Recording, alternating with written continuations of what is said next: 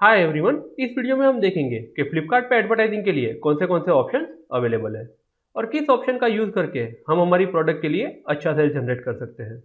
तो एडवर्टाइजमेंट के लिए सबसे पहले हम हमारे सेलर पैनल पे आ जाएंगे और उसके बाद में यहाँ एडवर्टाइजिंग टैब पे क्लिक कर देंगे। एडवर्टाइजिंग के पेज पे आने के बाद में हम यहाँ क्रिएट कैंपेन पे क्लिक कर देंगे। उसके बाद में हम यहाँ पे न्यू कैंपेन के पेज पे आ जाएंगे।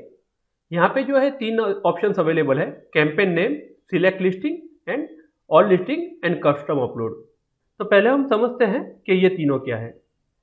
कैंपेन नेम यानी आपको जो भी कैंपेन रन करना हो उसका आपको यहाँ पे नेम देना होता है। सेकंड ऑप्शन आता है सिलेक्ट लिस्टिंग्स। सिलेक्ट लिस्टिंग में फर्स्ट ऑप्शन आता है फिल्टर कैटेगरी। यहाँ से जो है आप कैटेगरी वाइज भी आपकी प्रोडक्ट सिलेक्ट कर सकते हो। एग्जाम्पल, अगर मैं यहाँ पे होम एंड किचन कैटेगरी जो है, मैं अगर यहाँ पे home and kitchen category select करता हूँ तो मेरी होम एंड किचन के अंदर मैंने जितनी भी प्रोडक्ट लिस्ट की होगी वो सारी प्रोडक्ट यहाँ पे मुझे शो कर देगी। अगर आपने डिफरेंट टाइप की प्रोडक्ट जो है वो सारी लिस्ट की हुई है तो आप यहाँ पे कैटेगरी वाइज भी एडवर्टाइजमेंट के लिए आपकी प्रोडक्ट सिलेक्ट कर सकते हो। सेकंड ऑप्शन आता है सेलिंग प्राइस। तो अब यहाँ सेलिंग प्राइस पे क्लिक करते हैं। सेलिंग प्राइस के अंदर जो है आपको प्राइस रेंज मिलती है कि किस प्राइस रेंज के अंदर आपको एडवर्टाइजमेंट करनी है। एग्जाम्पल, ये 12 पे है, इसे मैं यहाँ पे 1 पे ले जाता हूँ और इसे अप्लाई कर देता हूँ। तो यहाँ पे आप देखोगे हमारी जो प्रोडक्ट शो कर रही थी वो अब शो नहीं कर रही है, क्योंकि हमने यहाँ पे प्राइस रेंज जो है वो 1 आउट ऑफ 1 कर दी है। मतलब मैंने यहाँ प्राइस रेंज जो है वो 1 सिलेक्ट की है, मतलब कि 1 रुपीज़ के ऊपर मेरी प्रोडक्ट की जो भी सेलिंग प्राइस होगी वो मुझे यहाँ पे नहीं दिखेगी। तो अब हम इसे रीसेट कर देते हैं। रीसेट करने के बाद देखोगे हमारी प्रोडक्ट जो थी वो यहाँ पे वापस आ गई है। उसके बाद में थर्ड ऑप्शन आता है स्टॉक काउंट। यहाँ पे आप आपके स्टॉक के बेस पे भी एडवर्टाइजमेंट कर सकते हो। एग्जाम्पल, अभी मैं इस स्टॉक को यहाँ से 0 कर देता हूँ और इसे अप्लाई कर देता हूँ। तो यहाँ पे आप देखोगे स्टॉक रेंज जो है वो मैंने 0 से 0 कर दी है। तो हमारी ये प्रोडक्ट का स्टॉक भी है जो 0 है, तो इसलिए ये प्रोडक्ट हमें यहाँ पे दिख रही है। तो अब हम इसे फिर से रीसेट कर देंगे। और लास्ट ऑप्शन आता है डेट एडेड। यहाँ पे जो है आप डेट रेंज सिलेक्ट करके भी उसके हिसाब से आपकी प्रोडक्ट सिलेक्ट कर सकते हो। तो सिलेक्ट लिस्टिंग के अंदर इन 4 ऑप्शंस का आप इस तरह से यूज़ कर सकते हो। उसके बाद में आता है ऑल लिस्टिंग। ऑल लिस्टिंग यानी जो आपको स्क्रीन पे यहाँ दिख रही है वो सारी लिस्टिंग ऑल लिस्टिंग होती है। और उसके बाजू में आता है कस्टम अपलोड। तो अब हम कस्टम अपलोड पे क्लिक करते हैं। कस्टम अपलोड यानी अगर आपको एडवर्टाइजमेंट के लिए कस्टमाइज पोर्टफोलियो बनाना हो तो वो आप यहाँ से बना सकते हो। उसके लिए हमें कस्टम अपलोड पे क्लिक करके यहाँ डाउनलोड टेम्पलेट नीचे दिख रहा है, इस पे क्लिक करके टेम्पलेट डाउनलोड कर लेना होता है। टेम्पलेट डाउनलोड करने के बाद में हमारे सामने इस तरह की एक एक्सेल ओपन हो जाती है। इस एक्सेल में हमें कुछ भी एडिट नहीं करना होता है। उसके बाद में हम हमारे फ्लिपकार्ट के सेलर पैनल पे आ जाएंगे और यहाँ से हमें हमारी जो भी प्रोडक्ट की एडवर्टाइजमेंट करनी है उसे यहाँ से सिलेक्ट करके रिक्वेस्ट टू डाउनलोड कर देंगे।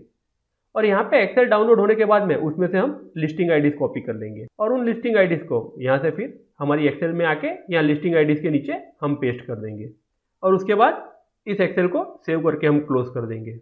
तो अभी यहाँ पे कोई लिस्टिंग आईडी नहीं है तो मैं इस एक्सेल को डायरेक्ट बंद कर देता हूँ। और उसके बाद में हम यहाँ कस्टम अपलोड पे आके यहाँ अपलोड CSV में उस फाइल को अपलोड कर देंगे। तो इस तरह से आप एडवर्टाइजमेंट के लिए आपका खुद का कस्टमाइज पोर्टफोलियो भी बना सकते हो। तो अभी हम आ जाएंगे यहाँ ऑल लिस्टिंग पे और यहाँ से हमारी प्रोडक्ट सिलेक्ट कर लेंगे। सिलेक्ट करने के बाद रिव्यू सिलेक्टेड पे हम क्लिक कर देंगे। प्रोडक्ट का रिव्यू चेक करने के बाद में हम यहाँ पे नेक्स्ट सेटअप पे क्लिक कर देंगे। सॉरी, हमने यहाँ पे कैंपेन नेम नहीं दिया है इसलिए हम यहाँ पे नेक्स्ट सेटअप पे नहीं जा पाए। तो अभी मैं यहाँ दे देता हूँ डेमो 1 2 3 4 और इसे रिव्यू सिलेक्टेड फिर से कर देते हैं।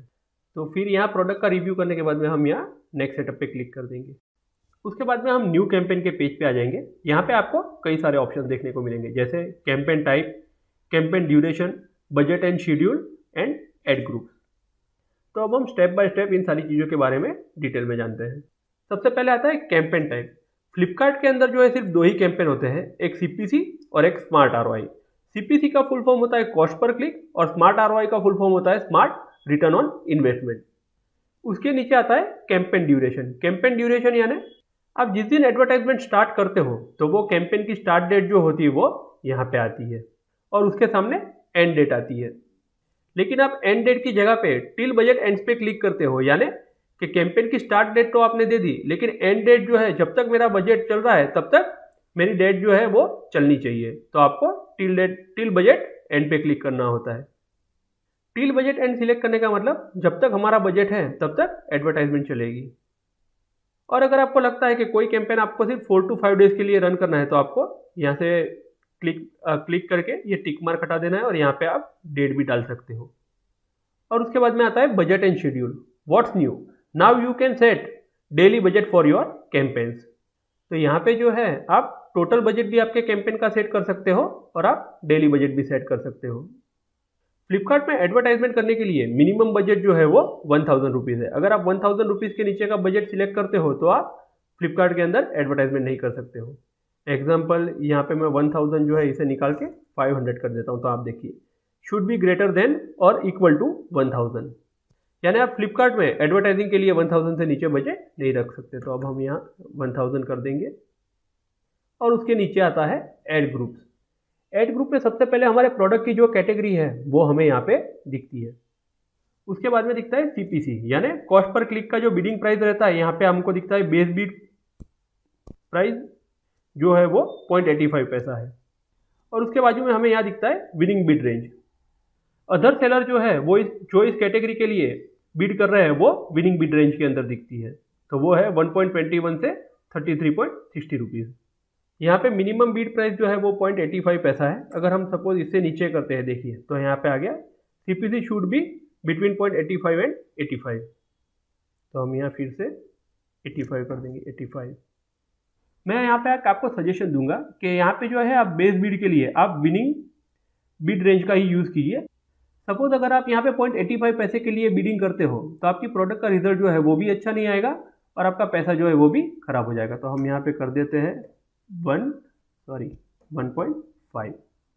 तो यहाँ पे बिडिंग प्राइस जो है वो स्टार्ट हो रहा है 1.21 से, तो हमने यहाँ पे जो है बिडिंग प्राइस 1.5 कर दिया। और उसके नीचे आता है एडजस्ट बिड प्लेसमेंट। यहाँ पे आपको आपके बिडिंग प्राइस की प्लेसमेंट करनी हो तो भी आप यहाँ पे कर सकते हो। तो अभी हमें यहाँ पे कोई प्लेसमेंट नहीं करनी है तो हम इसे यहाँ से बंद कर देंगे। उसके बाद में यहाँ पे आता है बजट लिमिट, कैंपेन बजट। अगर हम कैंपेन बजट पे क्लिक करते हैं, यहाँ पे सपोज आपने टोटल बजट जो है वो 1000 रुपीज़ दिया हुआ है, लेकिन आपने एडवर्टाइजमेंट के लिए 3 कैंपेन ग्रुप जो है उसे क्रिएट किया है और आप चाहते हो कि ये 1000 रुपीज़ जो है वो उन तीनों में डिवाइड हो जाए, तो वो भी आप यहाँ पे कर सकते हो। सपोज आपने फर्स्ट ग्रुप के लिए 700 रुपीज़ का बजट रखना है तो आप 700 रख सकते हो। आप सेकंड ग्रुप के लिए 200 का बजट रखना चाहते हो तो आप 200 का रख सकते हो। और थर्ड ग्रुप के लिए आप 100 का बजट रखना चाहते हो तो भी आप यहाँ पे रख सकते हो। तो इस तरह से आप यहाँ पे आपके अलग अलग कैंपेन के लिए अलग अलग बजट भी सेट कर सकते हो। और उसके बाद में आता है एक्सक्लूड कीवर्ड। एक्सक्लूड कीवर्ड यानी एग्जांपल मेरे जो प्रोडक्ट है वो मुझे कोई अगर कंटेनर सर्च करता है तो उसे मेरी प्रोडक्ट नहीं दिखनी चाहिए। तो मैं यहाँ डाल दूंगा CONTAINER। मैं यहाँ पे कंटेनर डाल दूंगा कि कंटेनर जो है अगर कोई कंटेनर से सर्च करता है तो उसे मेरी प्रोडक्ट नहीं दिखनी चाहिए। तो इस तरह से आप यहाँ पे एक्सक्लूड कीवर्ड भी डाल सकते हो।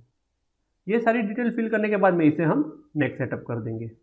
नेक्स्ट सेटअप पे क्लिक करने के बाद में हम बेसिक डिटेल के पेज पे आ जाएंगे। यहाँ पे हमें हमारी एडवर्टाइजमेंट की सारी डिटेल दिख जाएगी और उसके बाद में हमें हमारा कैंपेन रन करने के लिए यहाँ पे पे एंड क्रिएट कैंपेन पे क्लिक कर देना है। ये मेरा डेमो अकाउंट है इसलिए इसमें कोई भी बैलेंस नहीं है, इसलिए यहाँ पे लिखा हुआ आ गया है अनसफिशिएंट फंड्स। लेकिन आप जो है यहाँ पे टॉपअप वॉलेट करके आपका फंड ऐड करके आप आपकी एडवर्टाइजमेंट रन कर सकते हो। तो अभी इसे मैं कैंसिल कर देता हूँ यहाँ से।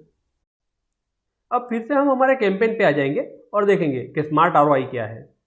तो हम फिर से हमारे कैंपेन पे आ जाते हैं। कैंपेन टाइप पे आके हम यहाँ पे सिलेक्ट कर लेंगे स्मार्ट ROI। स्मार्ट ROI के अंदर भी यहाँ कैंपेन ड्यूरेशन के अंदर यहाँ पे हम एंड डेट नहीं डालेंगे, हम यहाँ पे टिल बजट एंड पे ही क्लिक रखेंगे और बजट शेड्यूल जो है वो भी 1000 रुपीज़ रखेंगे। यहाँ पे हमारी कैटेगरी है वो भी यहाँ पे आ गई है और एक्सपेक्टेड ROI 3। तो अब हम समझते हैं कि ये एक्सपेक्टेड ROI 3 दिखा रहा है, ये एग्जैक्टली क्या है। स्मार्ट ROI का मतलब है कि हम फ्लिपकार्ट से कह रहे हैं कि मैं 1000 रुपीज़ का बजट जो है इस प्रोडक्ट की एडवर्टाइजमेंट के लिए लगा रहा हूँ, तो मैं 1000 के सामने एक्सपेक्टेड रिटर्न जो कर रहा हूँ वो 3 टाइम कर रहा हूँ, यानी 1000 का 3 टाइम यानी 3000 रुपीज़ का जो रिटर्न है वो मैं एक्सपेक्टेड कर रहा हूँ। तो रिटर्न ऑन इन्वेस्टमेंट यानी मैंने जो इन्वेस्ट किया है उसके ऊपर मुझे कितना रिटर्न मिल रहा है, उसी को कहते हैं स्मार्ट ROI। यहाँ पे आप नीचे देखोगे हिस्टोरिकल ROI लोएस्ट 0 और हाईएस्ट 7.1। तो इस कैटेगरी के लिए हाईएस्ट ROI जो है वो 7.1 है। अब बहुत लोग कैसे करते हैं कि यहाँ पे ROI जो है वो 50% कर देते हैं, तो यहाँ पे आ गया हाईएस्ट ROI प्लस 604%। बहुत लोग जो है इस तरह से ROI 50-60% कर देते हैं, तो ये कोई अच्छी प्रैक्टिस नहीं है और इससे हमारे सेल पे भी इफेक्ट पड़ता है। जैसे आपको फ्लिपकार्ट यहाँ बता रहा है कि आप मैक्सिमम ROI जो है इस प्रोडक्ट के लिए 7.1 कर सकते हो, तो हम यहाँ 7 तक भी यहाँ पे ROI कर सकते हैं। कि मैंने 1000 रुपीज़ यहाँ पे इन्वेस्ट किया है, तो उसके सामने मैं एक्सपेक्टेड रिटर्न जो रख रहा हूँ वो 7 टाइम रख रहा हूँ, यानी 7000 तक का जो है वो मैं रिटर्न एक्सपेक्ट कर रहा हूँ। यहाँ पे ROI जो है आपने 7 कर दिया या 5 कर दिया या 10 कर दिया, तो ये ज़रूरी नहीं है कि इतना रिटर्न जो है वो आपको आएगा ही, क्योंकि ये जो है ये एक्सपेक्टेड ROI है। मतलब हम फ्लिपकार्ट को बोल रहे हैं कि मैंने 1000 इन्वेस्ट किया है, तो मैं एक्सपेक्ट कर रहा हूँ कि मुझे 5000 का बिजनेस आना चाहिए। उसके बाद में आप यहाँ पे भी कैंपेन बजट सेट कर सकते हो और नेगेटिव कीवर्ड भी यहाँ पे डाल सकते हो। ये सब क्लियर करने के बाद में हम यहाँ से नेक्स्ट सेटअप कर देंगे। उसके बाद में हम यहाँ पे भी बेसिक डिटेल के पेज पे आ जाएंगे।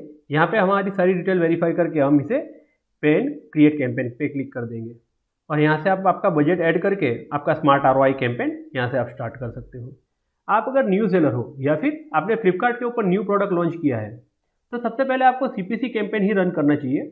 उसका रीज़न ये है कि CPC कैंपेन रन करने के बाद में आपके प्रोडक्ट के व्यूअर्स जो है वो बढ़ जाएंगे और एक बार आपके प्रोडक्ट के व्यूअर्स बढ़ने के बाद में आप स्मार्ट ROI कैंपेन भी रन कर सकते हो, तो जिससे आपको अच्छा रिटर्न मिल सकता है। Thank you for watching this video.